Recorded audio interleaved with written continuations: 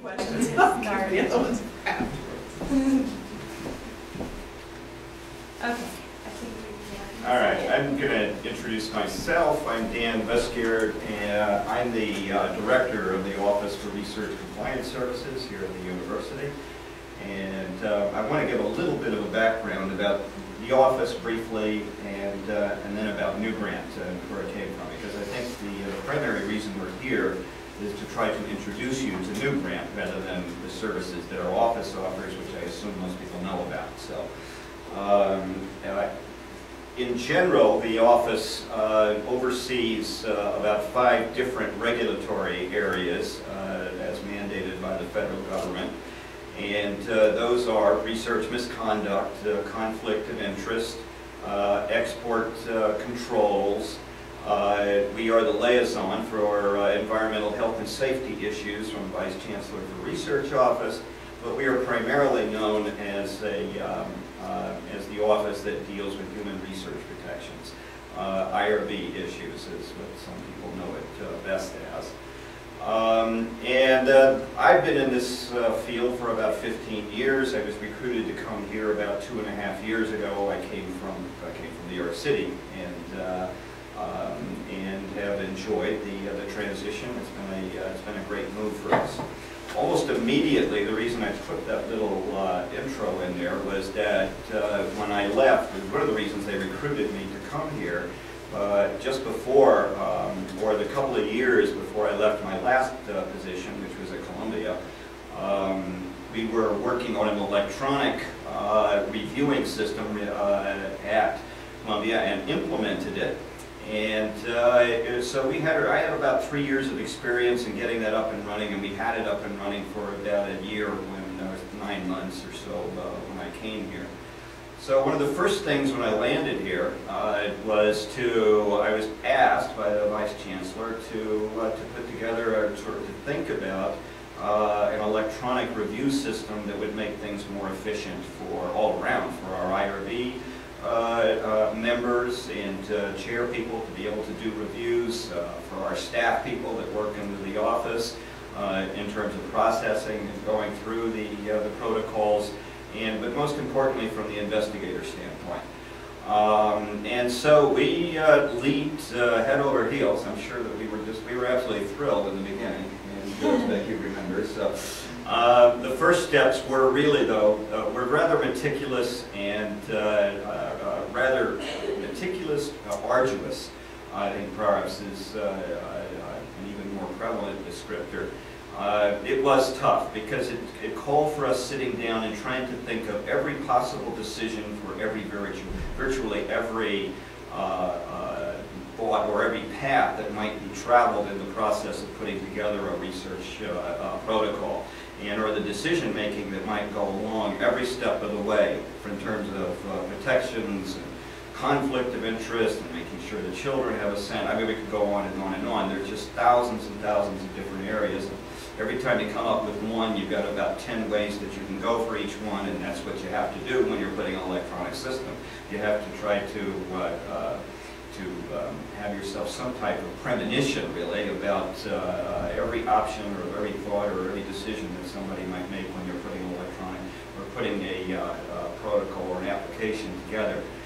So what did that take? About 6 months to 8 months, something like that, I guess. 6 to 9 months just going back and forth. Becky was put the first stages of those things together, and then it would run through the staff, and we would all go through it, run it through. We would have investigators come in. We had all of our staff members, other upper level staff. We had research subjects. I had just about anybody you could think of. We had them come in and look at it and try to help us to make those decisions and to see if we're leaving out something. And the IRB members took cracks at it, all of them also. And then we sit down and along every step of the way working with our IT people too. And they of course have their own, everything had to be based upon the logic that they could employ in developing this. We couldn't go outside of that those range of options that they were really technologically restricted to. So, back, forth, lots of focus groups and everything trying to, we finally got ourselves something in place, got it up and running, started running some beta testing and the like, got it up and running for a while. And then we went through about 3 or 4 months of pre-work, you might say, just trying to still refine. And then we finally got it up and running, I think it was July 1st, wasn't it, in 2007, and started employing. We gave people, I think it was pretty short, we allowed them to have, what, about for a couple months anyway, before we switched totally to electronic. It went live in May and was required in July. Right, so we gave the investigators a couple of months, didn't give them much time, so to switch totally from a, because some people just really preferred to have that paper system, but so we switched totally to the electronic system in July 2007. Over the next couple of months, there was a lot of fine-tuning, of course, that took place, but then there was also the process of within the department or within our office. We had to make some decisions about how to channel and triage things and how is it going to be best reviewed and that sort of thing. So we went through all of those, and then finally, I think, in terms of processes and in terms of the technology and in terms of what we're using, we of course wrote the back of NUGrant, and it's a huge administrative package, really, or IT package that we employ here at UNL. But it makes it very, it makes it easier for the reviewers. It also makes it easier from our standpoint, from the IRB members, but also from our standpoint too. If we have the investigators, we don't have to go back and forth with them trying to secure missing documents or whatever. Protocols or applications, grant-funded applications, things like that are all available to us in the electronic process. So they're all hooked in as supporting documents. And so we don't have to go fishing around and trying to, or go back and waste. In the past, if we needed a document that we didn't have, we might try to reach somebody by telephone or by email, or we would try to do that, but if that wasn't possible, then we'd do it by inter-office.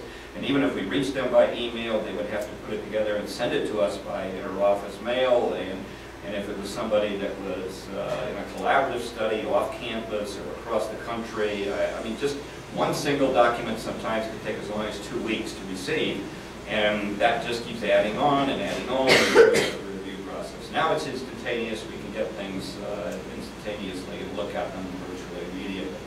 So all of our processes and the technology and the system itself, everything is in place. Everybody's well trained, and it seems to be working pretty well. I was just mentioning to Becky and I were just talking and saying, I think our turnaround times now are down. We're probably about 1/4 of what we were doing before. For instance, if it took about 20 days to do an exempt review, or 30 days to do an exempt review and to get it turned around, it's down to around 7 or 8 days now to get the whole thing done. And that allows for the back and forth that goes between our office and the researcher also. With full board reviews and expedited, they move pretty quickly also. But of course, they have an extra step of review because the chairs have to, the chair of the IRB and the vice chair have to look at those. The full boards, still, they come in and they come into the office. They're prepared by an administrator within our office. And at the next meeting, which they happen once a month, they go to that meeting. The IRB members now, which they used to have stacks and stacks of paper files, we sit in a room not dissimilar to this, but the tables face each other with monitors, and they pull up their the files or the protocols as we go through each one. There's a list. You can just click it on. You get the application, any supporting documents, whatever. Everything is immediately available to the member. And we're just working on getting things turned around even faster and faster. Like today, we had a meeting yesterday for the IRB. Everything was pretty much resolved there at the meeting in terms of what we needed. There was some exchange of emails, and now the approval letters for the whole meeting, there was 7 or 8 of them, are all signed. I just left, and that was one of the things that we still do, but we're going to be implementing electronic signatures very soon too. But we still have hand signatures. The vice chair came in this morning, signed all of those. So in a matter of a one-day meeting, everything is turned around, and those approval letters will go out electronically this afternoon. So the whole process took less than 24 hours once it got before the IRB. So, whereas in the past, you know, we would just do it, this would have gone on for a couple of weeks or even a month and asking people back and forth for information. But now it's just working much more smoothly. So we're pretty proud of the system. We had the option in the beginning of, there are companies that will, or that already have electronic administrative IRB or human research protections, animal protection systems, we had the choice of going with those. We had vendors come here to the university about 2 years ago and did a whole series of presentations for us. All of them had one thing in common: they were enormously expensive. And beyond that, though, even the best of them, we would have probably used about 30 to 40% of the services that they had that they were offering, and they were all or none packages. So you had to take the whole thing, and even though you weren't using the rest of it, you had to take it and pay for that huge package, and we didn't need it. So we ultimately decided to do it on our own, and it's been a much, much better thing. Everything that we've implemented and that we have in the NUGrant system is something that we use, we need, and so it's a much more efficient system. I personally would recommend to virtually any institution that asks to, you know, get yourself a good IT team and do it on your own. So we're pretty proud of it and feel pretty good about it. And Becky is really our techno wizard here, and she's been hands-on ever since it was really simply a dream or an image in our minds. And so she's been helping us to put this together and has been guiding it all along. And I think she's probably the most versed in how it works virtually every step of the way. So I'm going to turn it over to her. This is Becky Freeman. She's our IRB Specialist. IRB Specialist. Okay, and again, as I said before, our techno NUGrant wizard.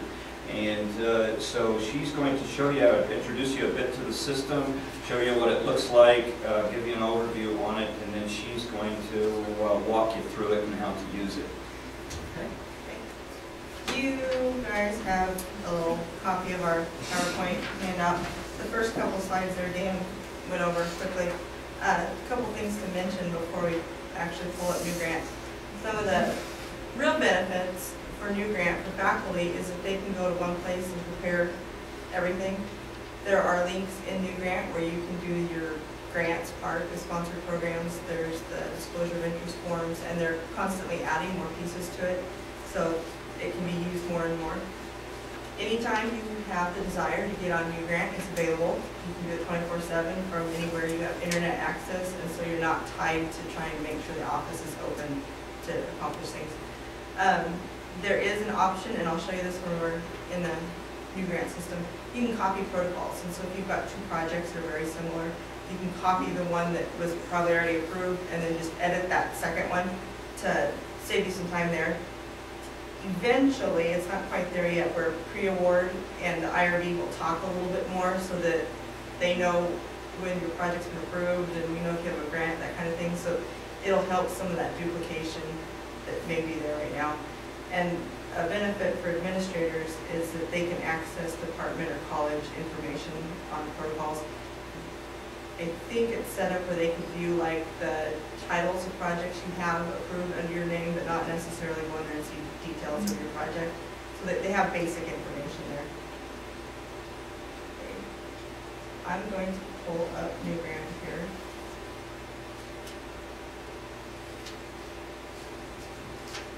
While that's opening, I gave you several handouts. This one on the back, it's got the names and contact information for everybody in the office, and so it's just a handy little sheet there. And then your bigger packet of things, these yellow sheets. There's a form. There's one that is just a quick guide on how to get into new protocol and submit it. There's one for a continuing review form, a change in protocol form, and then a final report form. And those are just the quick and easies. You don't want any details about what you're going to submit, just how to get there and how to accomplish it. This other manual is our big user's manual. It needs updated, so some of the screenshots aren't exactly what you'll see here. But it gives you a good idea of what we're looking for in each piece of the form, and it's not just a go here, do this, go here, do that. The yellow sheets are actually in NUGrant right now under the help menu, and I'll show you how to get to those. The bigger manual we haven't put there yet because we've updated NUGrant enough. We need to get it updated before we put it up there. So, the web address is just newgrant.unl.edu.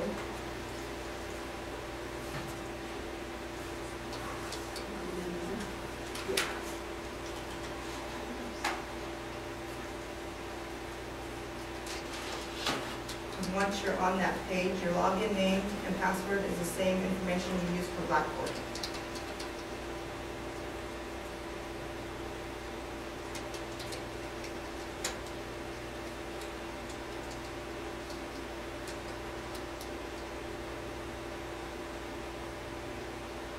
And my screen is going to look a little bit different than what you will see, just for the permissions I have to do things. The important place, head here, there's the IRB projects icon, and that has the IRB project list. When you go there, that will list your projects. Okay? Did you get in? One step behind. Okay. Your Blackboard. Blackboard.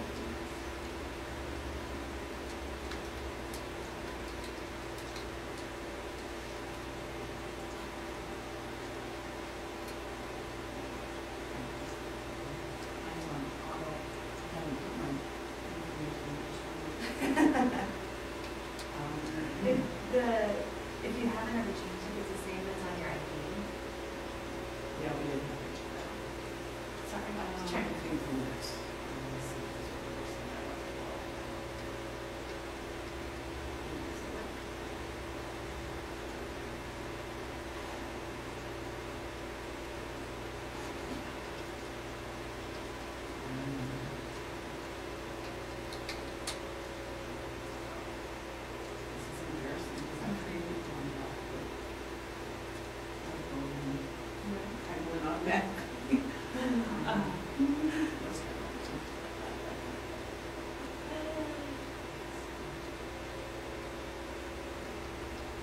Does Blackboard give you?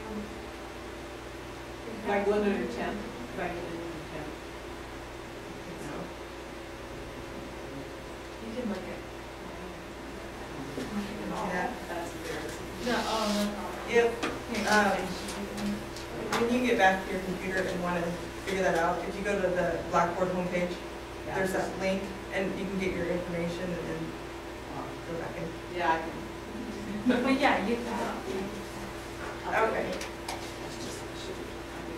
No. No. So you guys are on the same page as this, right? Okay. Yeah, Okay. I just want to make sure we're in this together.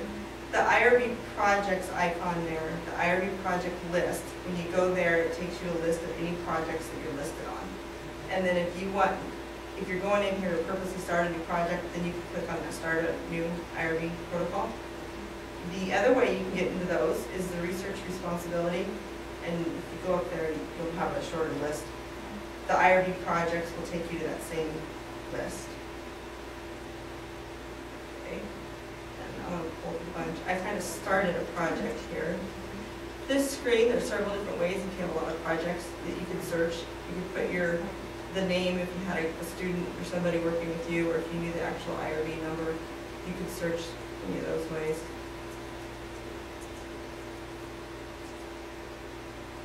Okay, so this is the one I started. Your table should look similar.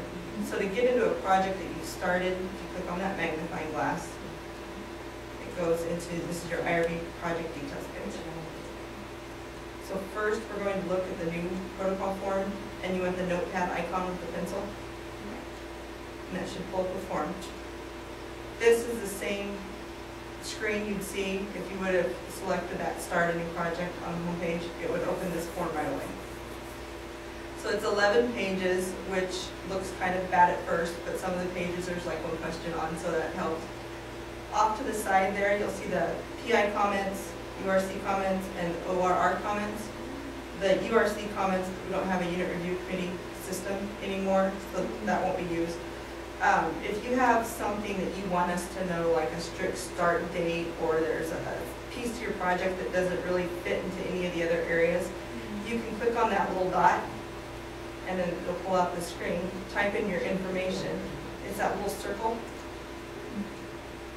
And once you type those comments in there, the reviewer will see it regardless of what page they're on. And so if I type in a comment here and then close it, that little circle should be flashing, and maybe it won't do it until it's actually submitted. Once it's submitted, that little circle that flashes green, and so that lets us know that it's there. And then the ORR comments, if the IRB office sees something that they maybe want one of the other reviewers to look at, we could put our comments in there. So that's like within the review team, that's the ORR. Yeah. And then the other would just look at the PI. Right. And they have to be the PI.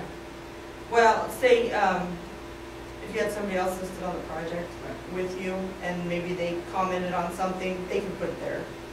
It's just an easy way for different people to kind of explain something that doesn't fit within another area of the project.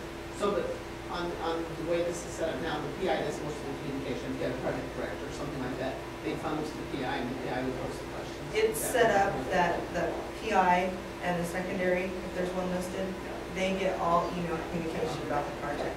I think if you list somebody as an assistant, I'll show you that in a little bit, I think they get the messages too, but otherwise the only people that get the messages from NUGrant will be the PI and the secondary. So your first page, and a lot of this is, it's similar to the paper form. Some of the questions were reordered and maybe reworded a little bit, but it's pretty similar to our old form. The first part there is just your title, you indicate if you're faculty, staff, student. And then to add a person, you have to do this find person. And if you click on that button, then you can search for people. And so like I had typed in my name. And what if the name you're looking for doesn't show up? What is that list? Is it Okay, it's, the university has an LDAP database, I guess is what you call it, that's Yeah. all students and faculty, and that's what we pull from. And so if you're affiliated with UNL, you should be in that list, you should pull it. If you have somebody that is outside of the university working with you, then we have to create an account for them, and we would actually have to add them for you. okay? So the reason behind this was our old database that the IRB office had. I could have had my name and address typed in there a dozen different ways, depending on if somebody decided to spell out the whole building name, or you know, the abbreviation, or if they put in Becky R. Freeman or Becky Freeman, and so people's records don't tie together. And so they did it this way so that no matter what, your information will always pull up. So it's a person inside the university, for some reason they weren't showing up on it, but if that ever happened, would I just call your office? Yeah, and just call us say, and this person. we'll figure out what's going on.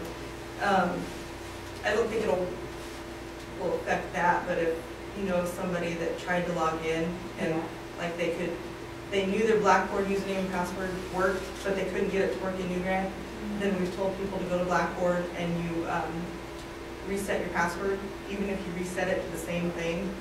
Reset it and then give it a couple hours to update, and then you can get into NUGrant and it should work. Now, if you're working with a partner in the community that's not UNL, the protocol then would be, if they are either going to be, if they're going to be like the project director, would we get their information to you to be added? Would you include them as one of the investigators or just on your project staff list? I'm not quite sure yet. I'm just thinking of something Okay. that's kind of out there, just being in the conversation like right now. They wouldn't be the PI, Okay. but If you want them as the secondary, then you'd have to let us know and we could add them for you. If you're just listing them on the personnel list, you can do that yourself, but it doesn't affect anything. Okay. Unless you wanted them to be an assistant where they could go in and view the project, and then we have to create the account for them. You can list them on the personnel list and not necessarily give them access to the project. So when you click on yourself, then it populates that information in there, and then you do the same thing for your secondary investigator. And we've got project type, if it's research, evaluation, class project. And then throughout this form and the other forms, there's drop-down boxes, and depending on how you answer those questions, you may or may not get additional questions. And so if you are involving an outside institution or agency, and you click yes, then it asks for additional information here. And if you aren't, if it's just something connected on UNL and involving another institution, you say no, you never see those questions. So depending on your project, you may see a lot of different questions from time to time, depending on what you're doing. And then you've got your funding source. If you have one, you can name it, and if not, you can just put NA. And actually that question, there's asterisks beside the required information, so you can leave that blank if you don't have funding. And then your project start date is just when your projected start date. And if you use the calendar up to the right there, you can choose the date, and then you know it's in the appropriate format. And the same with your project end date. You're required for the start date, and it's just projected. Right. You don't even have funding. Because there, a lot of the projects that we see don't have funding, and there's, you know, a lot of the grad student projects, and they don't have any funding, so that is a condition of starting. The top of your form there, you have the page numbers, and the page you're on is a little darker than the other pages. And so if you can move through this form by just choosing those page numbers at the top, or down at the bottom, you have the next button. And as long as you use those buttons at the bottom or the page numbers at the top, your information is saved. You don't have to worry about losing anything. If you were to enter this and then went up top and click the X button, your information would be there. So as long as you do something, and you've got to save and exit there too. And so what I'm going to do as we move to the next page is I'm going to show you some of the other little features built into this.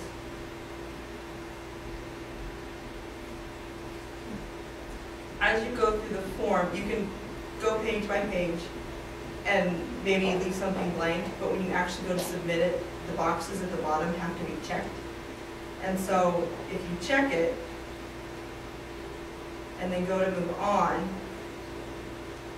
I left a few things blank, and so now it's telling me exactly what I missed, and so you've got to go back in and fix those. So I'm going to add that so we can keep wrapping this on later.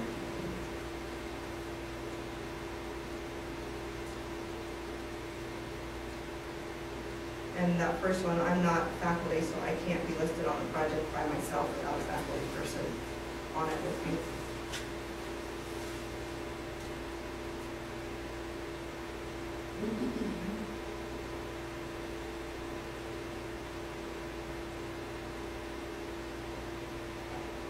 And that's telling me on the other part.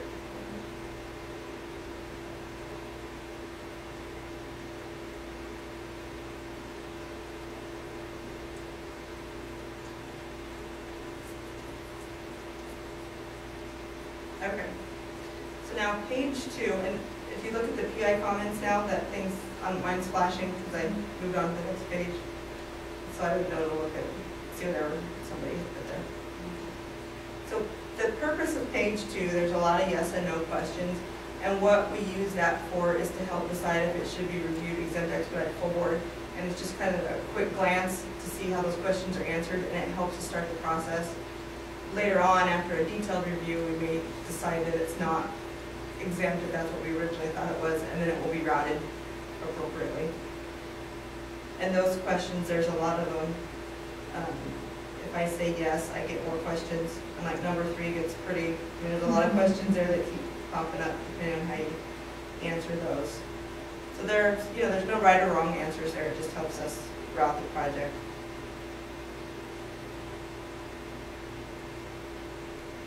So then page 3 is, we're still at kind of basic information. Total number of participants if you're including both genders, if you're limiting it to certain ethnic or racial groups. And then they want a more detailed description of the participants' characteristics. So you could say UNL faculty, you can use NUGrant or whatever was appropriate to your study. And then there's boxes below that to check more specifics. The thing we're looking at that type of participant, if you're not specifically recruiting for pregnant women, you don't need to check it just because they may happen to be a part of your study. It's if you're specifically recruiting for those areas. If you guys have any questions as I'm going, just yell at me. we can address them then. Page 4, again, is another one that drops down questions. Each of those should, if you answer yes, give you more questions to answer. And if you say no on all of them, you won't ever see those additional questions. And then page 5 is your project personnel list, and we use this list to check off to make sure people have had the city training. And so what it does is the people that you listed on that first page as the principal and secondary investigator should show up in that list, which I'm not sure why it didn't pull Dan in also. But then you can add however many people you want to. And this page, you don't have to do that search thing like we did before. You can just type in the name and what they're involved in, and then add a person, and it would stick them in that table down below.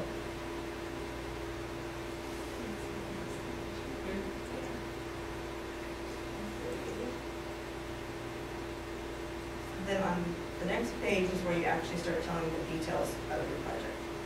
And so the first question is the purpose of your project. And all of these boxes will expand. You're not really limited to that certain amount that shows on the screen. Does this have any cut and paste function? Yeah, if you had typed it in Word, you can cut it and copy it. If you're lazy.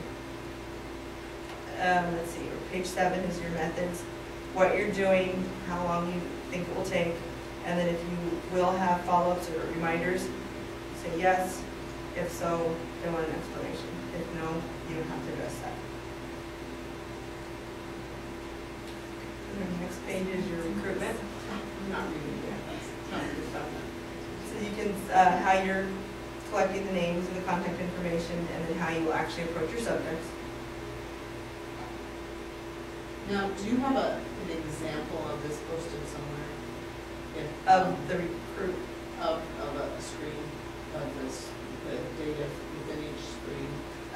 Is there like someone who had never done this before and they wanted to do a walkthrough? Is there In this one, it's not real detailed, but each of those pieces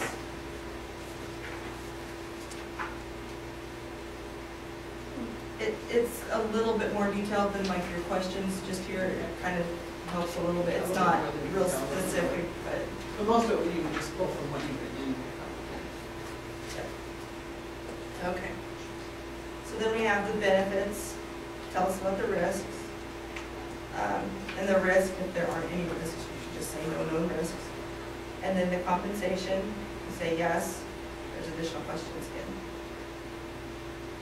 And then informed consent. For a project where you wanted a waiver of some piece of the consent process, like if you had college students and there may be 4 18-year-olds in the class, you couldn't really include them without parent consent unless you ask for a waiver. And so if you say yes, then there's a few questions there that you explain why the waiver is necessary. And if you say no, you don't see those. So then the other question is, how will you obtain informed consent from your subjects? And then page 10 is your confidentiality. How will you keep the records confidential? If they will be identified, there's additional questions again. How long you keep your records, where they will be stored, who has access, and then how the data will be recorded. So at the last page of the form, and what they want here is if you're using multiple surveys, and some of them may or may not be like standardized measures, name those there, and then we can compare those in the upload section, that you've included everything. And so that box is just the list, and then down below you will actually upload your documents. And so I uploaded just one of our checklists so you can see how that appears there. But that would be your consent forms, your recruitment scripts, your questions, anything like that. Do those upload more easily on a PDF, or do you require them to be editable, or? It does not matter. What we do at the end when it's approved, if you uploaded your consent form as a Word doc, we convert it to a PDF because then we have a cool little pearl stamp we can stick on there. And you don't have that sticker we used to put on the consent form. You can just stamp it through NUGrant, so it makes it really easy. It's already a PDF, can you just re-PDF it? Yep. You If it's uploaded as a PDF, then you don't have that extra step. But you can still add the seal. Yep. Let's see. So then I'm gonna finish it just to close that. And now at this point, I didn't go and check all those boxes on the pages, so I couldn't actually submit the project. It would tell me I had to do that. But we're back at the project details page, and so there's some other little features here that are important. If you want to add an assistant to this project, you have your assistants tab, and then you can do the find people again and add people. And if it was an outside person again that you wanted to add, we'd have to go in there and add them because it won't find them in there. But once you do that, then off to the right, your current assistants will show whoever you've given access to that project. The Files tab there shows the documents I uploaded as part of that form. And if you're looking, if you have your new project submitted and then down the road you've done a change in protocol and a continuing review, anything you uploaded for any of those forms will show up in this Files tab. It has everything right there. Let's see. And then do you guys have the Investigators tab? Okay. I can never remember where that stops on your screen and where it's on mine.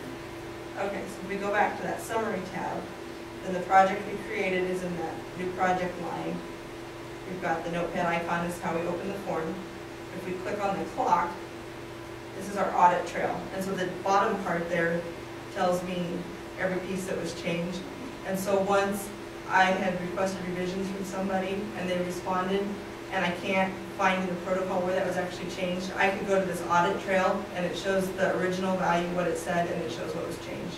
And then that can help us make sure that it actually was changed like we asked it to be. Do you use like a tracking? Is that how you communicate with people electronically? You track changes on their original documents, or?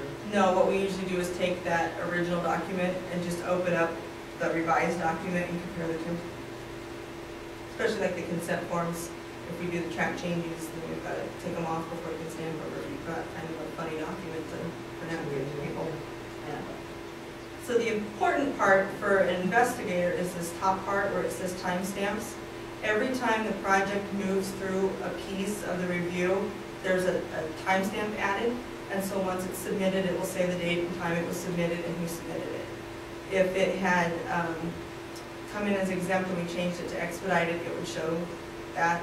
If it had gone to the reviewers, it would show when it went to the reviewers, when it came back from the reviewers, if it got to the point where we requested revisions. So if you were wondering about your project and wanted to know the status, you could go here and check it, and 2 days later, if nothing had changed, then maybe you'd say, okay, I'm in a hurry for this, I need to call the office and see what's going on. So that's an updated, I mean, it's pretty much exact time what's going on.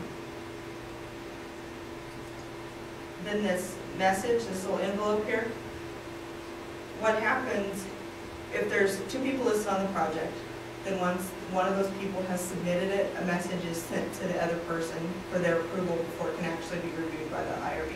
And so that message is stored in here. Once the IRB had reviewed it and requested revisions, the PI gets that email in their Lotus Notes, but it's also stored here. And so if you're in NUGrant, not necessarily in your Lotus Notes, you have access to that email still. Your email that you get in your Lotus Notes has a link to the project, so if you click on it, type in your username and password, you go right to that project rather than going in project list, find a new project. And I think that's really helpful for advisors and people who have multiple projects they're working on. So any messages sent will be stored there that you can refer to and you can refer back to. Then this file folder has only the documents you uploaded for that specific form. So there's 2 different ways to look at your documents. And then the PDF is a little bit nicer way to look at your form you filled out. And so this part, for anybody who actually submitted the project paper form, the PDF looks more like our old paper form, and it has all the information in there. And the last page, where we typed in comments in that little PI box that popped out, it prints out those comments. And so the reviewer, if they look at it this way, they still have those comments. And then in that little piece up above, it would list anything you attach to. This is a good thing, and you could save this to your desktop, and if you wanted somebody else to review it before you submitted it, you could email them that PDF and they could review it. And then I've got this little checklist icon, which is actually for the IRB reviewers, so the expedited reviewers can create their checklist in a little different place, but this is where we can review it and see what they said. Then, let's see, up top here is another envelope, and I could send somebody an email about this project that wouldn't necessarily be to the PI asking for revisions. And these right now aren't stored in that little envelope, but they're working on that. It's just another way to send somebody a message. The 2 pieces of paper there, that's how you duplicate your project. And so if you wanted to go back in and copy this one and make a second similar project, you can click on that. And then when you do it, the screen isn't really going to look like anything happened, but this project ID number will change. So it said 99 or 8906 before, and now it says 8907. So unless you know that, it doesn't really appear that anything happened there. So then you would download that one, you could work on it, and it would have the new number. Right, and then you have, whatever you do to this one doesn't affect that original one. It's like a saving. Yeah, yep. And that project ID number, any emails you get through NUGrant will have that number on there. If you call the office and have a question about it, you use that number, and then we can search and pull it up real quick. And the actual IRB number has that as a piece of it now, too, so it stays tied to that number always. And then, do you guys have the edit and the delete icon on there? Okay. So once, up until you actually submit this, you could come in here and delete the project if you wanted to, and you can just do that. The little boxes down in that line of that form. Click on, put a check mark in there, and hit delete, and then the form will be deleted. But once you've actually submitted it, the investigator can't delete it off of there. Then let's see, we've got the status up at the top, tells us it's in preparation, and that will change as it moves through the review. And then the renewal date, in the past when it was paper forms, it was kind of hard to keep track of when your next renewal date was unless you found that letter. And so when it's approved, it'll have the next renewal date. And so if you were curious, if you had to do that paperwork pretty soon, you can come in here and it'll tell you the date that it was, the date that it would show is the date it has to be reapproved by, and not when it was due by. So, if I was actually going to submit this, first I would do submit approval for review. We'll see what this lets me do since I didn't check the boxes. It tells me my form's incomplete, so I can't submit it. But what you would get is a screen like this that would pop up, and you are asked to enter your username and password again to verify that it's actually you approving it. And then there's a comments box in there too. And so if the principal investigator created this, they send it on to their secondary investigator after they've given their approval. The secondary investigator does that same step. We're going to submit our approval for review. The secondary investigator doesn't like something about the project. There's a box in there they can indicate that and say what they would like changed before they approve it. And what that does is gives the primary investigator a way to go back and edit the project. Because once you submit it, you can't edit it until you get a note back allowing you to do that. And so if it's a secondary investigator, then the PI can go in there and fix it. And then they go through that step again of approving it, and then the secondary investigator will do it. And then once that happens, one of the two people needs to actually submit it to the IRB office. And so it's kind of a two-step thing there. And then once that happens, when it's submitted, then the people in the IRB office get a message so that we know any project's there. And so we're alerted anytime any form is submitted that there's something new to review.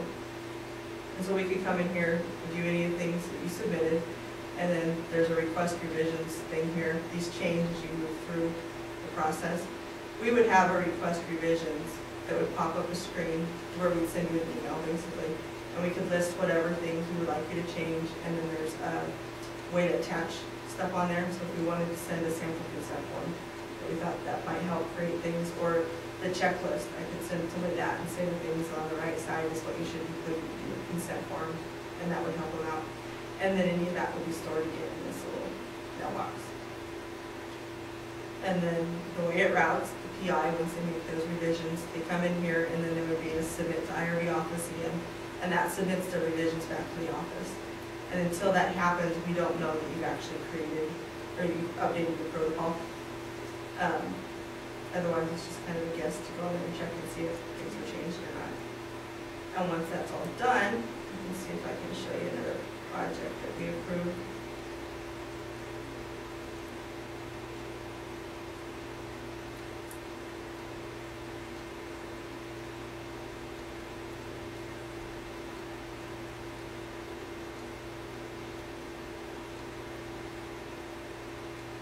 This approval stamp that shows right in the middle there, that's what goes on the consent forms when you stamp it. So it's got your IRB number, the date it was approved, how long it's valid for. And then in your list here, what it says, it would be like whatever that file was named, and a dash approved, so you know that's your approved consent form. And then when the approval letter is created and uploaded, it's in here too. And so there's no paper approval letters and consent forms or anything. And so the nice thing about this is once I've approved something, then the PI gets that notice automatically. There's no waiting for that letter and the mail and all that stuff. You get it right away. Currently, that approval letter is still signed, hard copy, and then uploaded. And so you get your consent form as soon as it's approved on NUGrant, so you can actually start.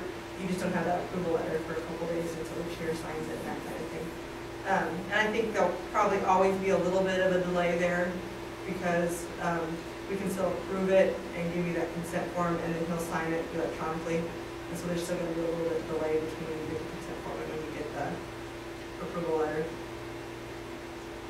Another little quick feature here, this gray bar, if you looked at, if you have multiple projects, and this is probably more helpful for the reviewer now than anything, that pulls up a list of recently viewed projects, and so I can go in there and click on the one I want to see, and it may save a little time for going the other way.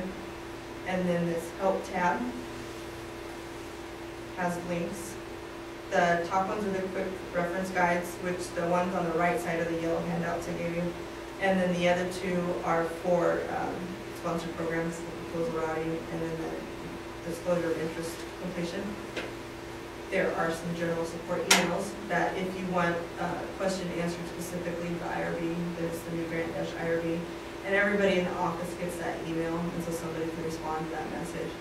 And then the other one is grant specific if you have questions, and somebody at pre-award can answer those. And then it's got contacts for the other areas, contacts for pre-award, disclosure of interest, and then the IRB contacts are at the bottom there. And once your project's submitted, this coordinator will show whoever has been assigned to your project. And so currently, any exempt protocols that I handle, Melissa Meyer handles the expedited, Shirley Horseman School Board, and then Patty Swanson does all of our continuing reviews and changes in protocol. And so that's and that probably should be updated a little bit more at the top if you have questions about a certain thing, you can contact us. But that gives you your coordinator right away, so if you have a question, you can call the person who's actually handling your review. You guys have any questions up to this Maybe I point? missed it in the minutes of this. Is there any kind of a link where you have sample forms?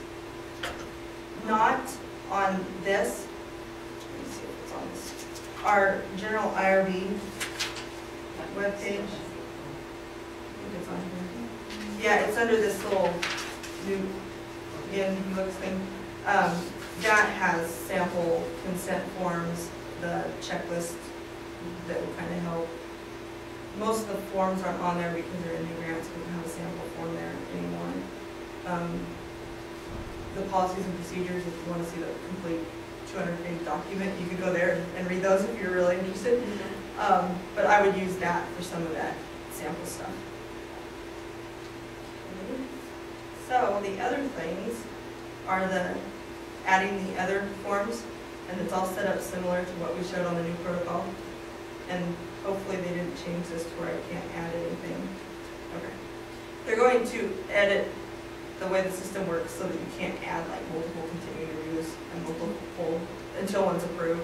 And so if you went in and created a continuing review until that was approved, you couldn't create a second continuing review. So I was hoping that hadn't been done yet, or I couldn't have shown you anything because I had a protocol that hadn't been approved. So we are looking at the change in protocol form. And did you guys see what I did there? Open that. It's this drop-down menu.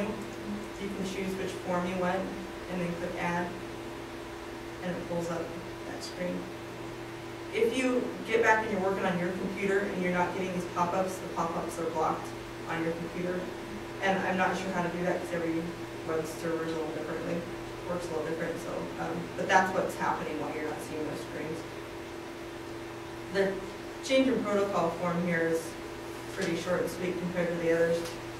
You've got the PI comments tab again. If you want to say something, and then there's the OR comments tab again. And this one is just the type of change you're requesting, if it's information, minor, major. And if you choose the wrong one there, it's not going to change the review, it's still you down any.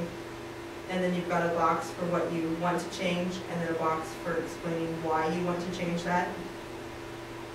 And then it asks if you are changing your informed consent form, just yes or no.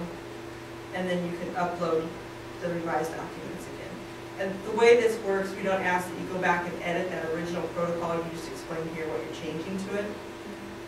This has got to be kind of specific as to what you're wanting to do. And so if the questionnaires are changing, or your informed consent form, whatever document you're changing, you can upload there. And the second page of this is just to update your personnel list. If you've got new staff coming on that are a part of the project, you can add them, and you can also delete people that are no longer working on your project. And then the routing of that form is similar, but the process isn't quite as detailed because you don't have to go back and get the investigator signatures again. It would just come to the office, and then depending on if it's exempt, expedited, or full board, the review is a little bit different.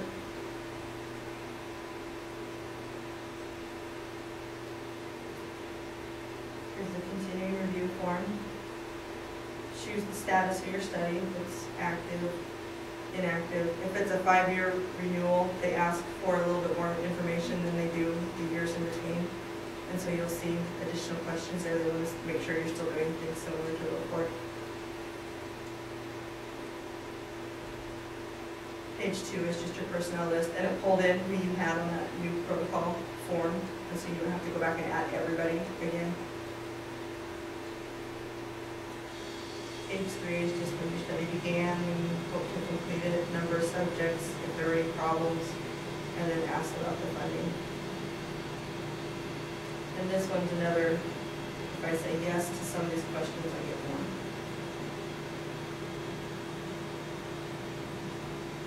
Brief summary of the results you obtain, and if there's anything that changes the risk-benefit ratio, they want to know a little bit more information. And then page 5 is to upload information again. So they want a copy of your current informed consent form to make sure it's the same as what you were using before. And then any publications that you may have had as a result of your research, you can upload those. So when you do upload those forms, they want the original one, and then your suggested changes, not an edit. Right, yeah. And your continuing review, in theory, what you upload for your consent form should be the same as what we approve. If it's not, then you should also have a change in protocol form there. The other form is your final report form, which is very similar to the continuing review form. This just allows us to close your project if you're finished. So there's a status, it's either no subject recruited, so you want to close it, or you're done with it. And then you've got your when it began, when you completed, number of subjects again. A little bit of the results of your project, and if anything occurred that changed that risk-benefit ratio. And then page 3 again asks for publications and copies of informed consent forms again. And now this shows all those forms I just added. There's change, continuing, and final report, which really you wouldn't have a final report and continue to do at the same time, but it let me do it. So then you can submit those forms and it goes through the process again. The continuing reviews now are automatically through NUGrant, and so if you get up 60 days prior to when your project's due for that renewal, you'll get an email telling you that it's due. And they go out at 60, I think it's 60, 30, 15, and 10 days. You get reminders. And then at day 0, if nothing's been submitted, you'll get a nice little note that says your project's closed down because you never responded to us. And if that happens, you still have the option of calling the office and saying, can you reopen this? I'm really still working on this project. If you get that 0-day notice, you're locked from editing anything until we reopen it. So it does happen. Some people overlook things. The other thing you'll get, if it's a new project or if we asked for revisions on a change or continuing review, you'll get reminder emails from NUGrant. I can't remember exactly how often they go out. You get the original message, and then I think it's like at 2 weeks you get a second note. And it gets down to the point, if you haven't responded, you get daily messages. And so I think there's some people who are probably really sick of NUGrant messages, but, and all those are tracked in this little envelope thing. We can see that somebody got 40 reminder messages and hadn't responded. And then something that we're working on implementing but don't have yet is automatic notice if your city training is about to expire.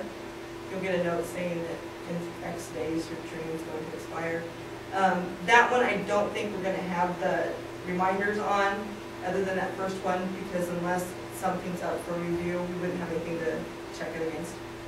But right now, nobody's getting notices that their training's expired until it's related to a project, and by that point, they're usually in panic mode. I need to get this approved, and not a good time to be reminded of that. I think that covers it. If you do grant work, the proposals and awards is where you do your routing forms for sponsored programs. Disclosure of interest, I don't know much about, but the forms there to do those. And then the reports that you see here. I think if you've got grants, there's some reports you can run related to that, but there aren't any reports for IRB stuff that the investigators can see.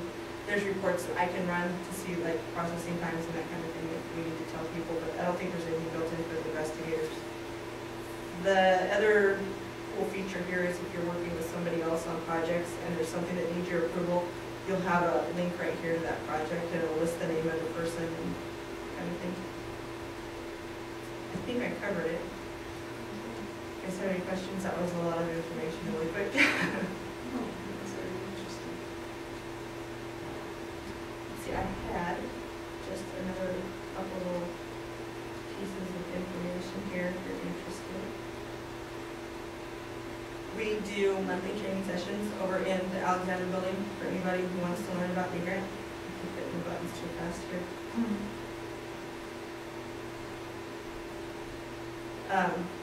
And those are in a computer lab kind of like this. So you can get hands-on experience. So if you know of anybody who may be interested, they can come to those. And there's a link, I put the link to how to register for those trainings there, and it'll list the dates of the trainings. We do them like the last Wednesday of the month, I think. Sponsored Programs also has training sessions that goes over some of their related information. There's reference materials that I gave you guys that help. We've got a new NUGrant Advisory Board, and it's made up of users, both people who review projects and investigators, that we've got together a couple times to get feedback on how things work, if there's new features they can add, and that kind of thing.